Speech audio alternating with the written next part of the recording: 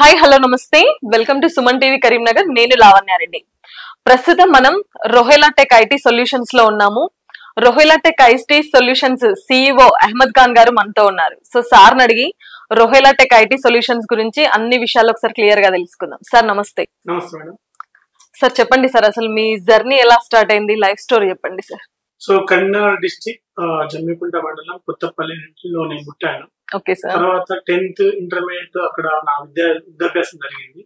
తర్వాత గ్రాడ్యుయేషన్ వచ్చేసి హన్మకొండలో చేశాను. తర్వాత నేను ఎంబీఏ హైదరాబాద్ లో చేసిన తర్వాత నాకు క్యాంపస్ ప్లేస్మెంట్స్ లో Mahindra and Mahindra ancillary moving engineers లో జాబ్ వచ్చింది. సో అక్కడ ఆల్మోస్ట్ నేను 4 years సప్లై చైన్ లాజిస్టిక్స్ లో వర్క్ చేశాను. తర్వాత నేను అక్కడ మహీంద్రా అండ్ మహీంద్రా కంపెనీలో చూసింది ఏంటంటే ఎస్ఏపి కన్సల్టెంట్స్ కి మంచి రికగ్నిషన్ ఉంది, దానికి మంచి స్కోప్ ఉందని తెలుసుకొని అప్పుడు ఎస్ఏపిలో ఎంఎం, డబ్ల్యూఎం, ఈడబ్ల్యూఎం మాడ్యూల్స్ నేర్చుకుని from the past 10 years I been working in the SAP EWM field as a solution architect, trainer and advisory consultant. So ఇది నా బ్యాక్గ్రౌండ్. ఫ్యామిలీ బ్యాక్గ్రౌండ్ ఏంటి సార్? సో మేము మొత్తం వచ్చేసి 5 members. మీ brother కూడా ఏదో scientist అంట కదా, సో ఎలా సార్ మీ ఫ్యామిలీ బ్యాక్గ్రౌండ్ ఏంటి సార్? సో మేము 4 brothers, ఒక సిస్టర్. సో మా చిన్నప్పుడే మా తండ్రి చనిపోవడం జరిగింది. చాలా కష్టపడ్డాము. సో కానీ ఎప్పుడు కూడా మేము చదువును అనేది బిలీవ్ చేసేసి ఈ చదువు ఒక మార్గం చూస్తుంది అని చెప్పేసి మేము బిలీవ్ చేసాం. సో మా బ్రదర్ వచ్చేసి ఎంఎస్సి బయోటెక్నాలజీ చేసేసి పిహెచ్డి ద్వారా ఒక సైంటిస్ట్ గా సెలెక్ట్ అయింది. సెంట్రల్ సెల్ బోర్డ్ లో వర్క్ చేస్తున్నాను. తర్వాత నేను చిన్న తమ్ముడు ఇద్దరం కూడా సాఫ్ట్వేర్ ఇండస్ట్రీలో సెట్ అయ్యాము. ఇంకో తమ్ముడు వచ్చేసి పోలీస్ డిపార్ట్మెంట్ లో, మా సిస్టర్ వచ్చేసి హౌస్ వైఫ్. అందరూ జాబర్స్, ఆల్మోస్ట్ 4 జాబర్స్. ఒక సిస్టర్ తను ఓన్ పార్లర్ కూడా నడుపుతున్నారు.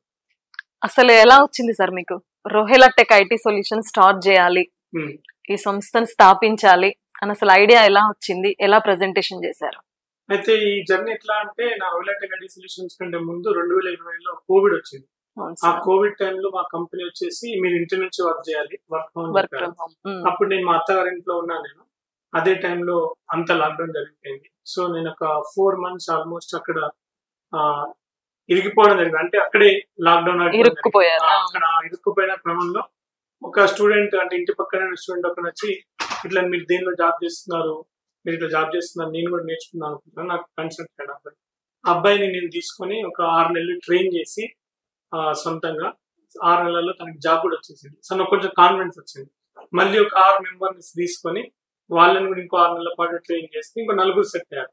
సో ఇదేదో బాగుంది, వాళ్ళకు కూడా జాబ్ వస్తుంది, ఎంప్లాయ్మెంట్ క్రియేషన్ కూడా అవుతుంది అనే ఉద్దేశంతో అలాగే ఇంకొక బ్యాచ్ ఇట్లా విత్ ఇన్ 2022 నుంచి 23 మే వరకు కూడా ఆల్మోస్ట్ ఒక 3 బ్యాచ్లు 4 బ్యాచ్ల వరకు నడిపాను.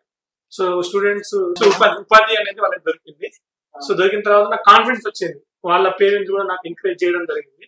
సో ఆ ఎంకరేజ్మెంట్ వల్ల నేను 2023 మేలో రొహేలా టెక్ ఐటీ సొల్యూషన్స్ అనేది స్థాపించడం జరిగింది. ఇది నా రొహేలా టెక్ ఐటీ సొల్యూషన్ యొక్క జర్నీ. ఫస్ట్ ఒక్క స్టూడెంట్ తో స్టార్ట్ చేసి ఈ కంపెనీ స్థాపించడానికి ఇంత వచ్చింది. ఓకే సార్, మన రొహేలా టెక్ ఐటీ సొల్యూషన్స్ లో ఏమేమి సర్వీసెస్ ప్రొవైడ్ చేస్తారు సార్? మేము బేసికల్ గా 3 wings లో వర్క్ చేస్తాము. ఒకటి training, consulting and support. Training వచ్చేసి ఎస్ఏపి లో technical modules and functional modules 2 ఉంటాయి.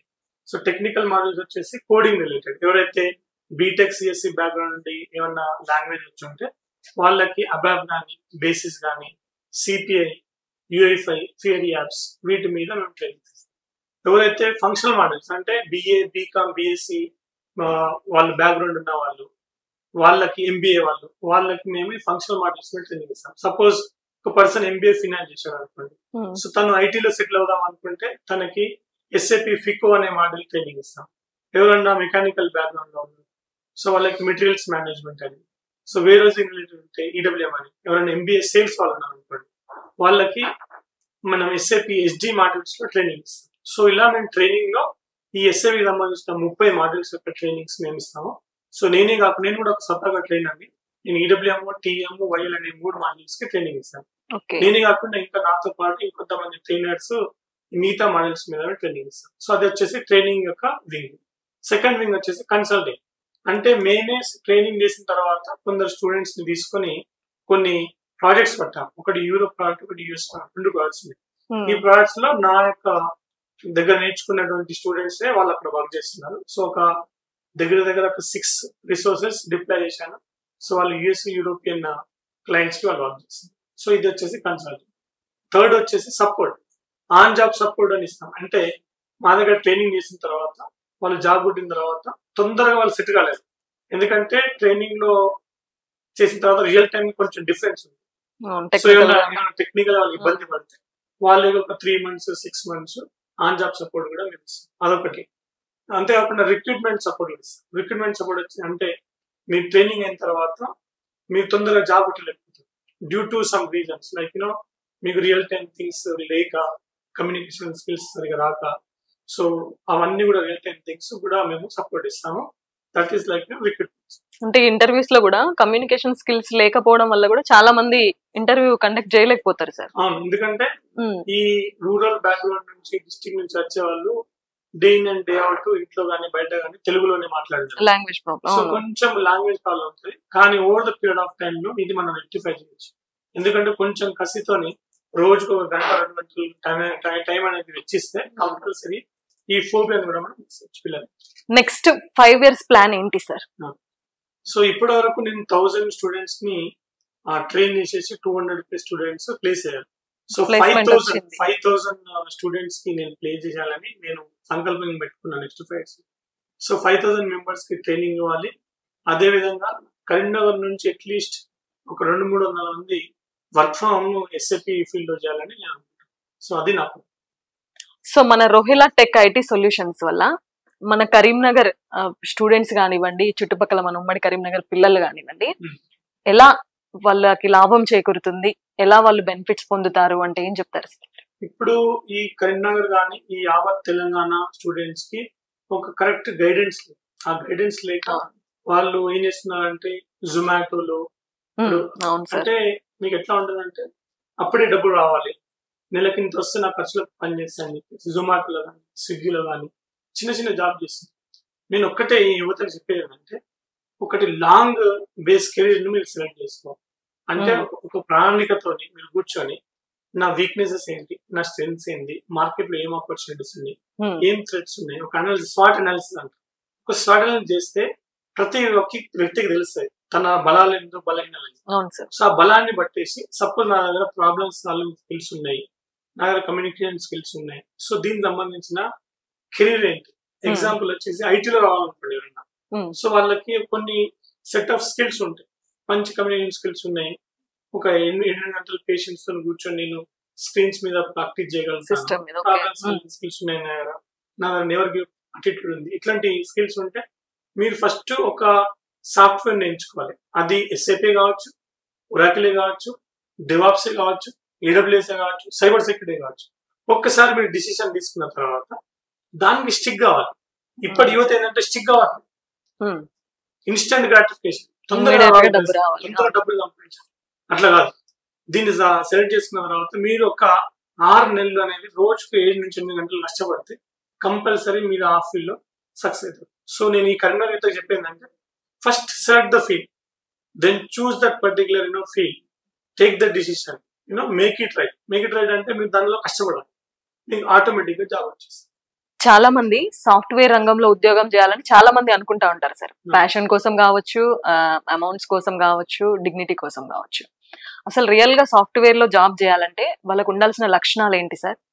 వాళ్ళు ఎలా దాంట్లో స్థిరంగా ఉండాలంటే వాళ్ళ బేసిక్ వాళ్ళకు ఉండాల్సిన లక్షణాలు ఏంటి, వాళ్ళు ఎలా ఉండాలి అనుకుంటున్నారు? సో బేసిక్ గా సాఫ్ట్వేర్ రంగంలో రాణించాలంటే ఒక 6 ఫ్యాక్టర్స్ అనేది మెయిన్ ఎఫెక్ట్ చేస్తాయి. ఫస్ట్ వచ్చేసి పేషెన్స్ ఉండాలి. అంటే మీరు ఒక స్క్రీన్ మీద కూర్చొని ఆ స్క్రీన్ లో ఉన్నటువంటి ఫీల్డ్స్ ఏంటి, ఆ ఫీల్డ్స్ యొక్క ఆప్షన్ ఏంటి, ఏ ఆప్షన్ సెలెక్ట్ చేస్తే ఏమవుతుంది అనేది నేర్చుకోవాలంటే మినిమం 6 గంటలు ఇనిషియల్ స్టేజ్ లో మీరు కూర్చోండి. అంత పేషెన్స్ ఉండాలి.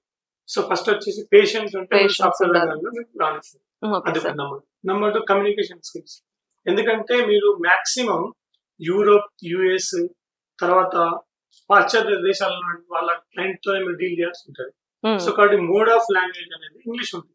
సో కమ్యూనికేషన్ స్కిల్స్ లో మీరు బాగుంది. థర్డ్ వచ్చేసి ప్రాబ్లమ్ సాల్వింగ్ స్కిల్స్.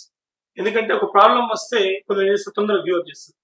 ఆ ప్రాబ్లమ్ అసలు ఎందుకు వచ్చింది, రూట్ కాస్ ఏంటి, అసలు ఇక్కడి నుంచి వచ్చింది, ఏం రీజన్ అని ఫైండ్ అవుట్ చేస్తే మీకు సొల్యూషన్ దొరుకుతుంది. సో అదే థర్డ్ స్కిల్. ఫోర్త్ స్కిల్ వచ్చేసి never give up attitude.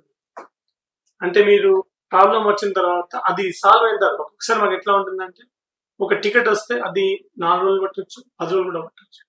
So we don't give up. మేము దాని వెనుక వెళ్ళేసి మేము చూస్తాం అసలు ఏముంది, ఎందుకు అవుతుందని. నెక్స్ట్ డిసిప్లిన్ ఉంది. సో మీకు డిసిప్లిన్ లేకపోతే కూడా మీరు సాఫ్ట్వేర్ రంగంలో రాణించాలి. ఎందుకంటే మీరు డిసిప్లిన్ గా పోవాలి. దాంట్లో ప్రతిదీ మీకు అసైన్ ఇచ్చినటువంటి పనులు విత్ ఇన్ టైం పీరియడ్ లో చేయాలి. కొందరు ఎట్లా ఉంటుందంటే లాస్ట్ మినిట్ లో చేస్తే మీకు స్ట్రెస్ పెరుగుతుంది, టెన్షన్. సో మీరు డిసిప్లిన్ ఉండాలి. థర్డ్, సిక్స్త్ ఫ్యాక్టర్ వచ్చేసి లాస్ట్ ఫ్యాక్టర్ ఫోకస్డ్ ఉండాలి. కొందరు ఏం చేస్తారంటే సాఫ్ట్వేర్ చేసుకుంటూ మల్టిపుల్ థింగ్స్ లో ఇన్వాల్వ్ అయితే మీకు ఫోకస్ వెళ్ళిపోతుంది. సో అట్లా ఫోకస్ వెళ్ళిపోతే మీరు ఎక్స్పర్టైజ్ మీరు దానిలో సంపాదించలేదు. ఇవాళ రేపు ఎవరికి డిమాండ్ అంటే మంచి ఎక్స్పర్టైజ్ ఉన్న వాళ్ళకి డిమాండ్ ఉంది. సో ఈ 6 ఫ్యాక్టర్స్ ఉంటే మీరు సాఫ్ట్వేర్ రంగంలో చాలా మంచిగా ఆడచ్చు. ఇంకోటి సార్, ఈ సాఫ్ట్వేర్ రంగంలో ఎక్కువ స్ట్రెస్ అవుతా ఉంటారు. వాళ్ళు కూర్చున్న చోటే కూర్చొని మరి అన్ అవర్స్ కూర్చొని కాన్సన్ట్రేట్ చేయడం వలన కానీ చాలా మంది స్ట్రెస్ అయిపోయి ఈ మధ్య కాలంలో హార్ట్ అటాక్స్ కానివ్వండి ఎక్కువ ప్రెజర్ అయిపోతున్నారు. సరే ఎలా సార్ మరి ఎలా బ్యాలెన్స్ చేయాలంటారు అసలు? సో ఇక్కడ ఎట్లా ఉంటుందంటే వర్క్ లైఫ్ బ్యాలెన్స్ అనేది మెయింటైన్ చేయాలి.